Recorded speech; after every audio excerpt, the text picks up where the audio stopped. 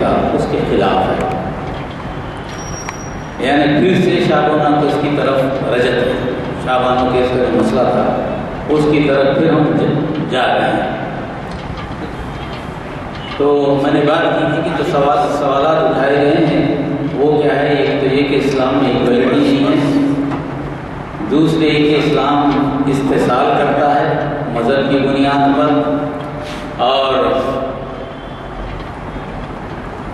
Race کی بنیاد پر اور جو ہے کاسٹ کی بنیاد پر اور ہمارے سیکس کی بنیاد پر اور پلیس آف برتھ کی بنیاد پر۔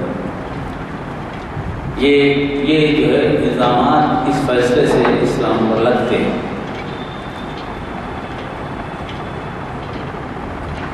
اور آرٹیکل 21 میں آپ جائیں گے تو اس میں جو بات آ رہی ہے وہ یہ کہ اسلام میں کسی انسان کی زندگی کا تحفظ ہے اور نہ ہی شخصی آزادی ہے۔ یہ سارے الزامات کے بعد مینٹیننس دینے کی بات کی گئی کہ عورت کو، جو عورت مطلقہ عورت ہے، ان حالات سے دوچار ہے، اس لیے اس کو مینٹیننس دینا چاہیے اور اس تاحیات مینٹیننس کی بات آ رہی ہے جو اسلامی قانون کے مغایر اسلامی قانون میں مداخلت ہے۔ اب دوسرا مسئلہ ایک شمیمانہ کیس ہے، وہ طلاق کا مسئلہ ہے۔ عام طور پہ 3 طلاق میں ہمارے درمیان کچھ اختلافات ہیں، 3 طلاقیں ہوتی نہیں ہوتی، یہ غلط بات ہے۔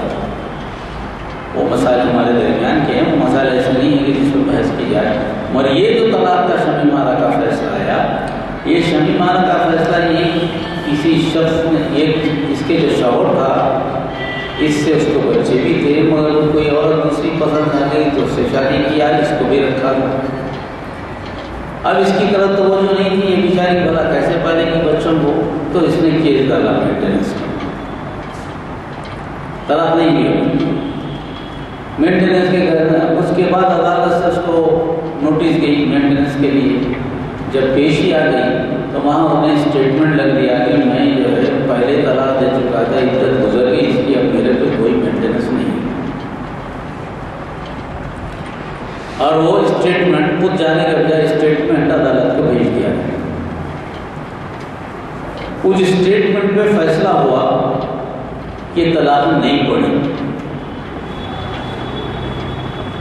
طلاق نہیں ہوئی اس کی، اور اس طرح سے طلاق نہیں دی جا سکتی، ابھی بھی شوہر کی ذمہ داری ہے۔ اب اس کے لیے 4 بنیادیں اس فیصلے میں آئی جو بحث کی گئی۔ پہلی بنیاد یہ کہ اس طلاق دیتے وقت اس لیٹر میں حالات نہیں بنائے، انوائرمنٹ کو نہیں بتایا گیا، کیا انوائرمنٹ میں یہ طلاق دینے کی نوبت آئی، کیا ایسے معاملات ہوئے تھے، کن حالات سے ان کی ازواجی زندگی گزری، اس کی وجہ نہیں بتائی گئی۔ انوائرمنٹ تو بتایا نہیں گیا، طلاق دے دیا اٹھا کر۔ تو پہلے انوائرمنٹ کو نہیں بتایا گیا۔ دوسری بات یہ ہے کہ وجہ بھی نہیں بتائی گئی۔ انوائرمنٹ میں آخر کیا ہے؟ انوائرمنٹ تو عورت اور مرد میں اختلافات ہوتے ہیں، بڑھتے ہیں، کچھ بھی ہوتے ہیں، بتایا نہیں گیا، وجوہات بھی نہیں بتائی گئی۔ پہلے تو ماحول تھا، اس کے بعد وجہ نہیں بتائی گئی طلاق، دوسری چیز آ گئی۔ تیسری چیز یہ کہ کوئی سازش بھی نہیں ہے، کوئی سمجھانا ریکنسیلیشن کرنے والا بھی کوئی نظر نہیں آتا اس میں۔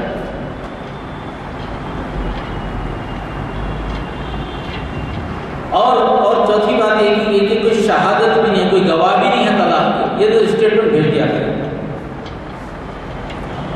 بظاہر یہ 4 بنیادی جو ہے بڑی وزنی دلائل کے ساتھ بات کی گئی اس میں، اور فیصلہ آگے طلاق نہیں پڑا۔ جس آیت کا ریفرنس دی گیا ہے کہ ریکنسیلیشن مسٹ ہے، جس کو طلاق کا بس تحقیق کرتے ہیں، ریکنسیلیشن مسٹ ہے، اس کے بغیر طلاق نہیں پڑتی، فیصلے کی بنیاد یہ بنی۔ اب یہ مسلم پرسنہ محمد اللہ میں مرد کو اجازت ہے، اختیار ہے پوری،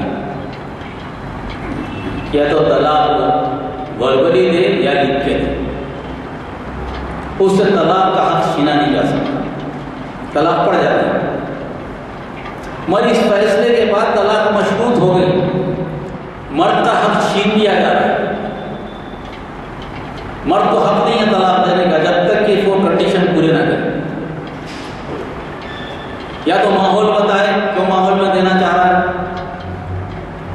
یا تو وجہ بتائے، یا تو یہ ثابت کرے کہ کوئی تیسرا فریق ہے جو مسائل کرانے کے لیے تیار تھا، کیا کوششیں ہوئی، اس کے بعد شہادتیں چاہیے، کیا وہ چیزیں چاہیے، اس کے بعد ہی طلاق منظور ہوگی.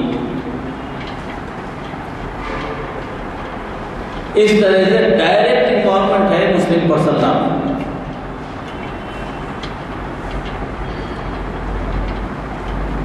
مگر اس شمیم آرا کیس کے بعد یہ مسئلہ مسلمانوں کے لیے پیدا ہو گیا ہے. جس آیت کا حوالہ دیا سورہ نساء کی حالت کے بغیر حکم کے طلاق نہیں ہو سکتی، اس آیت میں جو بات کی گئی کہ اگر کسی میں دشواری ہو جائے ذاتی زندگی میں، ایک حکم مرد کی طرف سے مقرر کر لیں، ایک حکم جو ہے نا عورت کی طرف سے مقرر کر لیں، دونوں کو ذمہ داری دے دیں، اس کے بعد جو دونوں فیصلہ کریں اس پہ راضی ہو جائیں.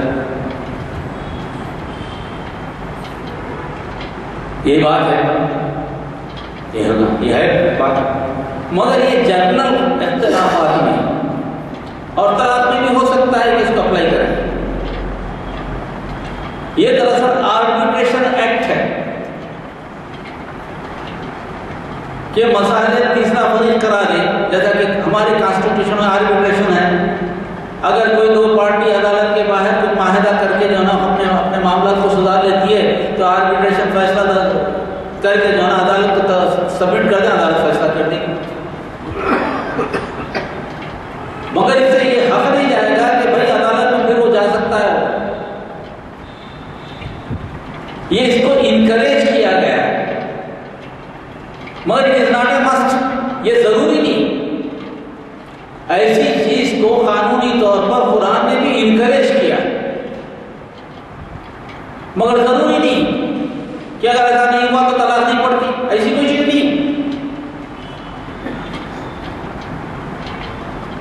اسی طرح سے ماحول کا ہونا ضروری نہیں ہے. ہوگا بہت ساری ایسی باتیں ہوتی ہیں جو مرد جو نا عورت کی باتیں سامنے نہیں لاتا، یا عورت مرد کی باتیں سامنے نہیں لانا پسند کرتی.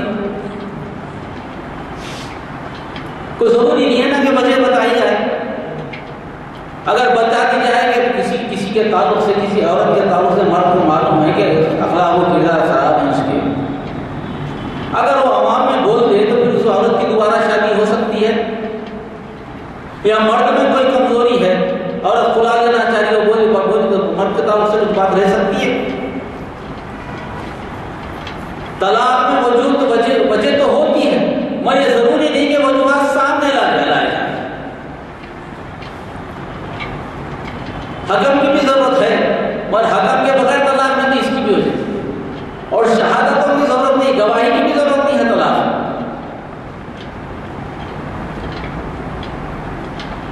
تو یہ ڈائریکٹ مداخلت ہے. اس طرح سے مینٹیننس اور طلاق کے مسئلے پر کوشش یہ ہو رہی ہے کہ شادی کو مشکل بنایا جائے. اسلام کا پرنسپل کیا ہے؟ شادی کو آسان بناؤ کہ زنا مشکل ہو جائے. اب ان فیصلوں سے زنا آسان ہو رہا ہے، شادی مشکل ہو رہی ہے. اب مینٹیننس کا لوگ لگا دیں، طلاق دینے میں مسئلہ کریں، یہ کریں تو شادی کم کرے گا. آدمی یہ بولا کہ شادی کر کے ذمہ داری لینا ہے، اس کے بجائے بغیر اس کے چلا لو جب تک چل رہا ہے. جیسے یورپ کا ماحول ہے، شادی کرنے کو کوئی تیاری نہیں ہے، ذمہ داری اٹھانے کو کوئی تیاری نہیں. جیسے پیٹ کی بھوک ہے، اسی طرح جنسی بھوک ہے، کر لیں کسی کے ساتھ بھی زندگی گزار لیں. ان فیصلوں سے نہ تو یہ کسی مذہب میں ہے نہ تو کچھ ہے، مگر یہ ریپلیکا ہے ویسٹرن تہذیب کا. اور عدالتوں کے ایسے فیصلے آ رہے ہیں جس میں ویسٹرن تہذیب کے اثرات محسوس ہوتے ہیں. اور سب سے بڑی رکاوٹ جو آج محسوس ہو رہی ہے ان فیصلوں سے وہ کہ مسلمان کا جو فیملی سسٹم ہے اس کو ڈسٹرب کیا ہے،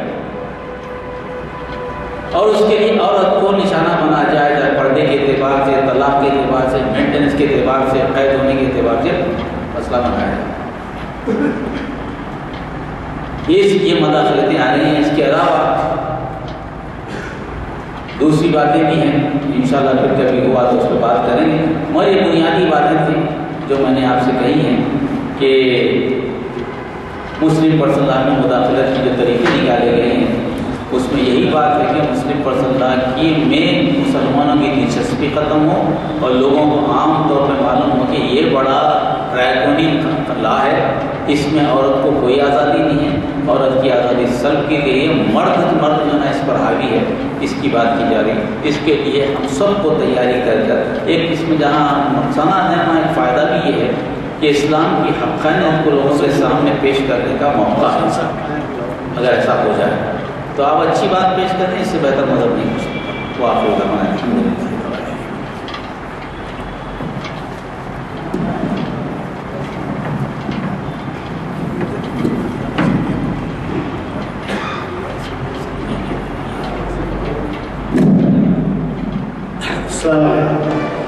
حضرات، مجھے بڑی خوشی ہے اس بات کی کہ آج اتنی محفلیں ہوئی اقبال شناسی کی آپ کو معلوم ہے 18 سال سے، اور پھر دوسرے 13-14 سال سے، پھر 8-10 سال سے، لیکن اب یہ ہے کہ یہ پہلی دفعہ ہے جب کہ مغرب کے بعد بھی لوگ بیٹھے ہیں۔ اس سے اندازہ ہو رہا ہے کہ ہمارے مفتی صاحب کا کتاب کتنا دلچسپ ہے اور ایسے علماء سے متعلق ہے جو آج کل کا موضوع بنا ہوا ہے قوم۔ کچھ باتیں میرے ذہن میں بھی آئیں تو میں عرض کر دوں۔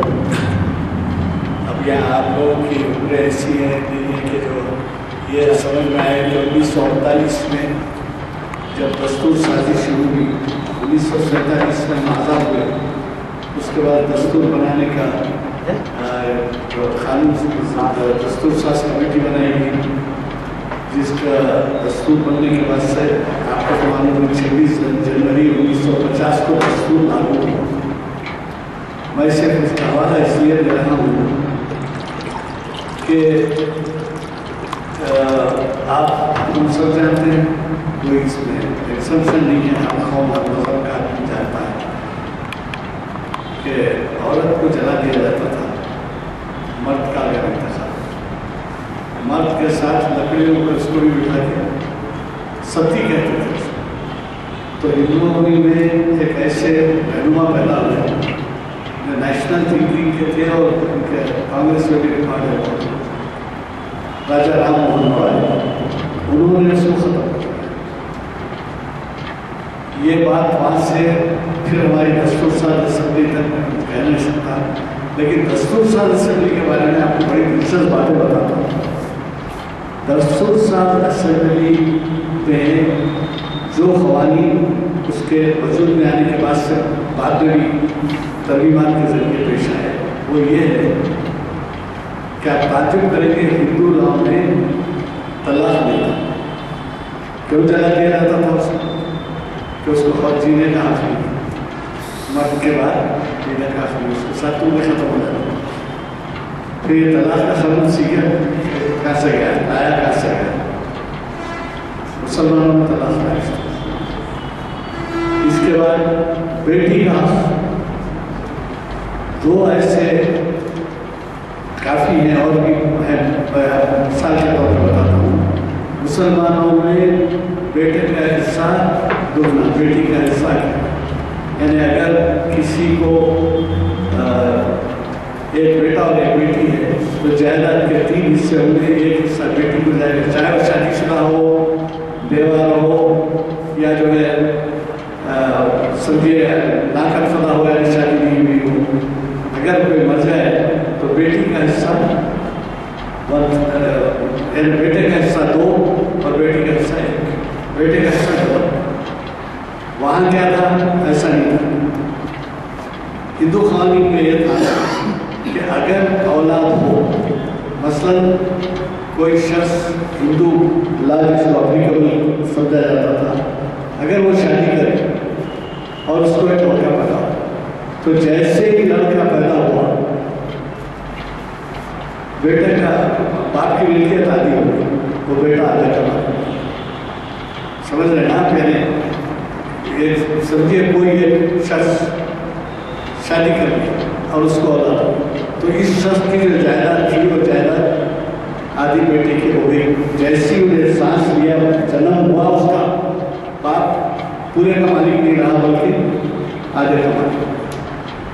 और एक बेटा पैदा हुआ, 3 हिस्से हो गए। उसको उसमें तरमीम ला के सक्सेशन एक्ट बनाया गया जो फिर हमारे क़वानीन के मुताबिक है, यानी अब लड़की को भी वहाँ हिस्सा है। लेकिन क्या किया गया है, हम लड़के को 2 हिस्से देते हैं, लड़की को 1 हिस्सा देते हैं। वहाँ क्या किया है, मसाले खराब किया गया। मसल एक लड़का और एक लड़की है तो लड़के को मिलता ही नहीं, लड़की को। मैं ये कहता हूँ कि उस कानून को, जिस कानून से कई बातें अडॉप्ट की गई हैं या हासिल की गई है या उसको मान लिया गया है, उसके लिहाज से कम ज़्यादा अलग बात है। अब उस कानून में बदाखिलत ये पर्सनल लॉ की बात है। पर्सनल लॉ में आप लोग एक अच्छी तरीके से समझिए, दस्तूर इस बात की गारंटी देता था। पहले तो मैं इसका भी जिक्र कर दूँ आपको कि उस ज़माने में ऐसे रहनुमा हमारे थे जो पार्लियामेंट में थे कि आपको अंदाज़ा नहीं है कि उनकी सलाहियतें क्या थी। जैसे मौलाना आज़ाद, जैसे प्रोफेसर हुमायूं कबीर, जैसे रफ़ी अहमद किदवाई, जैसे शेख अब्दुल्ला, जैसे मौलाना हिफ्ज़ुर रहमान हमीदुल्लाह के बड़े थे। ये लोग थे दस्तूर साज़ असेंबली में जिनकी दस्तावेज़ उन लोगों की मौजूदगी में हमारे जो क़वानीन हैं, जो पर्सनल लॉ है, उसको उसका तहफ़्फ़ुज़ की गारंटी कॉन्स्टिट्यूशन के जरिए, दस्तूर के जरिए। आप जानते हैं आईनी कानून कहलाते हैं। आईनी कानून के क्या माने? मिसाल के तौर पर बता देता हूँ। आईनी कानून के माने जैसे आपकी विरासत का मामला है, जैसे आपके औक़ाफ़, जैसे आपकी शादी ब्याह का मामला है, जैसे आपके वसीयत का मामला है, ये सब आईनी क़वानीन में आते हैं। आईनी क़वानीन के तहत हमारे किसी किस्म की मुदाख़लत दस्तूर के तहत नहीं की गई, बल्कि ये कहा गया कि आईनी कानून में आप चुनाचे जिस वक्त वक़्त का कानून बना सन 1956 में, दस्तूर तो आया 1950 में, लेकिन 56 में वक्फ एक्ट 56 में। तो आप अंदाज़ा लगाइए अगर उस ज़माने के ये पार्लियामेंट में जो बहसें होती हैं वो महफूज की जाती है, जो मेंबर आप पढ़ते हैं, देख लेते हैं, टीवी पे देखते हैं, करते हैं, सब रिकॉर्ड उस ज़माने से रिकॉर्डेड है। अगर आप पार्लियामेंट के किसी उन्मान के दस्तूर साज़ी में अगर आप ये पढ़ के देखें कि इस पर किस लीडर ने क्या है, इसारा ख्याल क्या है, तो सब पार्लियामेंट की तो उसमें क्या हुआ, उस ज़माने में ये माहौल नहीं था। उस ज़माने में सिर्फ कांग्रेस का राज था, दूसरी पार्टियां थी, लेकिन हिंदू फिरका परस्त पार्टियों में शायद एक हिंदू महासभा थी जिसका एक पार्लियामेंट में न बीजेपी थी, न शिवसेना थी, न कोई और जमात थी, बल्कि एक मेंबर पार्लियामेंट के, 1 या 2 मेंबर, एक बंगाल से, एक कश्मीर से, कोई से सबके थे, या टीम के 1 या 2 मेंबर थे। तो उसमें ये तय पाया दस्तूर में के साथ क्या है, आईनी क़वानीन में मतलब उनको मुस्तस्ना किया। अब वहाँ पर देखिए आप जो तख़ारीर हुई है पार्लियामेंट्री में, हवाला दे रहा हूँ, उसमें क्या है मालूम, पार्लियामेंट्री क़वानीन में यानी मबाहिस में हिंदू फ़िरका परस्त जो कांग्रेस में भी थे, सोशलिस्ट पार्टी में भी थे, उस ज़माने की बड़ी पार्टियाँ Congress, socialist party, communist party. Communist party भी कुछ ज़्यादा बड़ी नहीं थी, बहरहाल ये पार्टियाँ थी।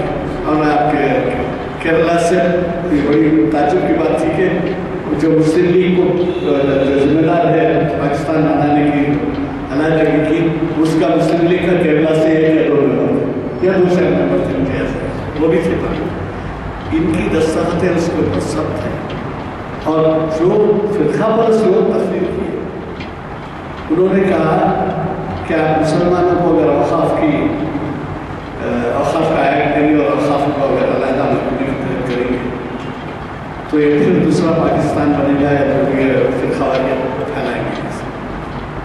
तो उस पर मौलाना अबुल कलाम आज़ाद ने अच्छी तरीके से पूरे याद किए, मैं थोड़ा सा मवाद मुझे जहन में रह गया, वो कह रहा हूँ मुमकिन हो उसमें थोड़ा आगे पीछे हो, लेकिन मौलाना आज़ाद, मौलाना हिफ्ज़ुर रहमान और हुमायूं कबीर, इन लोगों ने जो तकारीर की है उसमें उन्होंने कहा कि साहब हमने हिंदुस्तान पे 1000 साल हुकूमत की, क्या आप समझते हैं कि मौका का महकमा अलग करके नहीं चला सकेंगे, नहीं मैनेज कर सकेंगे? मगर आपको मालूम है कि वो जो मुखालिफत किए थे वो सही हो रहा है, क्योंकि जो हमारी औक़ाफ़ी जायदाद है उसके बारे में ख्याल किया जाता है 5-10-15% से ज़्यादा जो है उनके लाक़ानूनियत का शिकार। ये जो आप औक़ाफ़ की जायदादें वगैरह, सिर्फ आपको पता है या नहीं मालूम, सिर्फ शायद आंध्र प्रदेश में 35,000 जायदादें औक़ाफ़ की, वहाँ तो लाखों की है पूरे इंडिया में। तो वो जो मुखालिफिन जो बोले थे वो बात सही साबित हो रही है कि हम अहल नहीं हैं उनके समाज से, और नतीजा ये है कि या तो शख्सी मफाद के तहत औक़ाफ़ी जायदादें तबाह है, या फिर अदब निगरानी या समझिए धोखाबाजी या झूठ या ये कई जायदादों के बोल सकते हैं बोलना अलग है कि हमारे बाबा दादा हमारे लिए छोड़े के इनके लिए थोड़े उसके मुख्तलिफ किस्म के तौज़िया जो गुस्सा है औक़ाफ़ में जो हुकूक़ रखते हैं जिस मकसद के लिए कहते नहीं, इसके माने ये नहीं, इसके माने ये हम ख़ानदान वालों के लिए फलां ये तारीज़ बाबा फैसला अच्छी तरीके से जानते हैं तफसील के, लेकिन वो बात सही समझ। मैं ये कहता हूँ कि आज जिस कानून से मिसाल ली गई और अपने क़वानीन को तरमीम किया गया, उसमें तरमीम लाई गई, उन क़वानीन को फिर छेड़ना बदलना है। शाहबानों का केस आपने जो वाला किया, शाहबानों का केस का शमी मारा था, शमी मारा शाहबानों के केस का एक बात बोल के मैं ख़त्म करता हूँ। शाहबानों के केस में जो है वो तलाक के ऊपर बहुत बड़ा खुशिया खड़ा हो गया था, वो जो है इस किस्म की रूलिंग आ गई थी जिससे मदाखलत हो गई थी।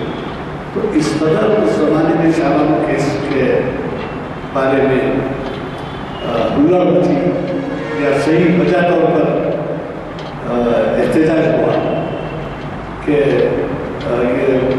गांधी का दौर प्राइम मिनिस्टर थे, मुल्क के कई गोशों से वहाँ पर डेलीगेशन से, हैदराबाद से जो डेलीगेशन गया उसमें मैं भी था नुमाइंदगी के लिए, शायद आसिफ पाशा और लोग साथ के लोग गए थे वहाँ पर। तो वो जो नुमाइंदगी की हमारे वहाँ के बहुत बड़े जो अंथुनी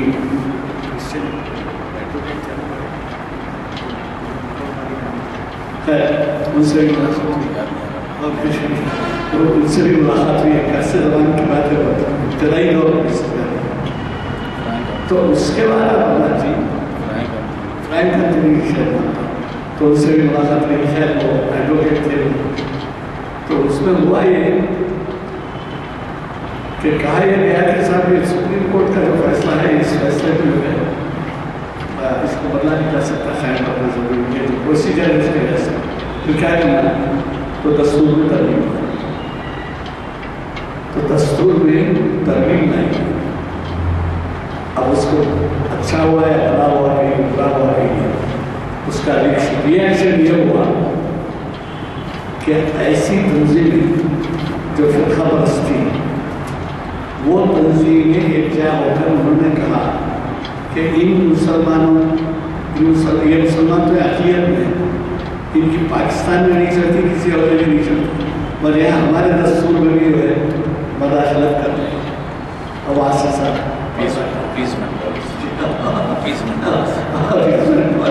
अब आसे पलटा खाए हालात, तो वो एक हदत से जमात जाके या कल नंबर की जमात जाके ये ऐसा माना हुआ कि आज जो देख रहे हैं आप हालात, मुझे कहना पड़ रहा है कि वो बुनियादी वजह नहीं, जबकि हम दस्तूर में तरमीम कराएंगे एक तलाश के बाद समझे ना कहानी। पहले जो कुछ है मुमकिन हो थोड़ा बहुत आगे पीछे बात हो रही हो, क्योंकि अच्छे दराज की बात है और जहन का कुछ जहनी वो भी हो सकता है तो सामने, तो उसके लिए मैं माफ़ी चाहता हूँ अगर कोई इसमें थोड़ा सा اللہ کرے. لیکن جہاں تک میرے ذہن میں اور میرا تاثر تھا میں نے آپ سے بات کی. میں آج کے اس میں خاصری کا اعلان کرنے سے پہلے یہ کہوں گا کہ چاہے شمع کے دن بھی جو اہم کتاب ہے اس میں ضرور شرکت ہو رہی ہے. ہمارے کیا نام تقی خان صاحب کا خطاب ہے اور وہ کتاب اقبال شناسی کی محفل میں ہے. اقبال کے فلسفہ قدیم سماجی محفل اس سے پہلے بھی انہوں نے کچھ خطاب کیا ہے. آپ اس میں ضرور شرکت فرمائیے. اس وقت ساری بات آتی ہم پوچھ سکتے ہیں بول سکتے ہیں سوالات کا موقع ہوتا ہے لیکن یہ نہیں کرنا کہ بات یہ دیکھیے کریں گے بات کے بارے میں. بعض حضرات نے ایک مسئلہ یہاں پہ اٹھایا تھا کہ صاحب یہ سنت الجماعت مسجد ہے اور یہاں آپ کے پاس دلا میں آگے نہیں لیتا فرقہ اور اس کے جو ہے سبھی لوگ آتے ہیں نماز کے سب فرقوں کے آتے ہیں مسلم سب فرقوں کے لیے نماز پڑھتے ہیں. تو میں نے ان سے کہا بھائی دیکھیے ہم حج کے لیے جا رہے ہیں اور حج میں یہ کئی قسم کے دعائیں کرتے ہیں اور کئی قسم کے وعدے کرتے ہیں. تو وہاں پر تو ہم کو سب کی اجازت ہے. اب اس کے بعد یہ میری مسجد ہے تیری مسجد کو لے کے کیا اجازت ہے. اگر وہاں ترمیم ہو جائے تو پھر ہم بھی فالو کریں گے ورنہ مجبور ہے جو آیا اس کی عبادت کر لیے چلے گا اس کے اوپر نہیں جاتا. تو خیر وہ نظری مسئلے ان کے اوپر نہیں جانا ہے. لیکن یہ ہے کہ اگر دیکھیے ایک چیز اور عرض کروں آپ سے بنیادی طور پہ اسلام کے جو عقائد تھے جو اصول تھے جو کچھ شرائط تھے یا جو کچھ بھی سب یہ آپ کو پیروی کرنا پڑتا تھا مذہب اسلام کے لیے اس میں اختلافات آنے کی وجہ سے ہی 4 امام وجود میں آئے ہے نا. لیکن ان اماموں میں طریقہ یہ تھا کہ بھئی آپ شافعی ہیں آپ حنبلی ہیں اگر آپ اپنے طریقے سے پڑھنا چاہتے ہیں آپ اپنے طریقے سے پڑھیں. امام کبھی آپس میں اس قسم سے نہیں بولے جو آج ہم دیکھتے ہیں علماء میں کہ یہاں تک ہوتا ہے کہ تم کافر تو تم کافر ہوتا ہے سب نے. تو یہ مسئلے میں اختلافات کی طرف نہیں جانا. آپ جو فالو کرتے ہیں کریے کہ آپ کو سمجھ میں آتا ہے کریے. لیکن یہ کہ بالکل کسی کو جو ہے اٹیک کرنا ہے مذہب اس کا وہ موضوع بنا دینا وہ مناسب نہیں رہتا. سوال کریں جواب دیں پھر اپنے حد تک آپ جواب آپ عمل کریں تو کوئی تعلق نہیں کوئی وہ نہیں کرتا کہ بھائی آپ یہ مطلب یہی ہوگا. ہم ہماری یہ بڑی خوشی کی بات ہے کہ یہ ویب سائٹ کے ذریعے دنیا میں دیکھا جاتا ہے. حیدرآباد کے مشہور نانا سنگ مشرف صاحب رہنما ہیں سکھ کمیونٹی کے لیے بلکہ ایسا تعلق بنا ہے وہ بلا مذہب ملت عوامی خدمات کر رہے تھے. اب وہ پرسوں آپ کو معلوم ہے 2-3 لاکھ کا جو مجمع ہوا اس میں آپ کی تقریر کئی مرتبہ اس میں واہ واہ ہوئی ایسی تقریر کیا. تو یہ بات کہ جو ہے اختلاف ہو الگ ہے لیکن اس کو موضوع بھی بنانا چاہیے اور اس کو کسی قسم کا ایسا ایشو بھی بنانا چاہیے کہ لوگ آنے میں کترائیں یا دوسرے بولے کہ بھائی یہ تو بالکل بولے. یہ اچھی بات ہے. کئی لوگ اس کے لیے خوش ہوتے ہیں ایسی محافل ہوتی ہے. آپ کیا جانیں لوگ بھی آتے ہوں گے اس میں آتے ہیں ملے بھی ایسے بیٹھے تو لہٰذا اس وقت دعا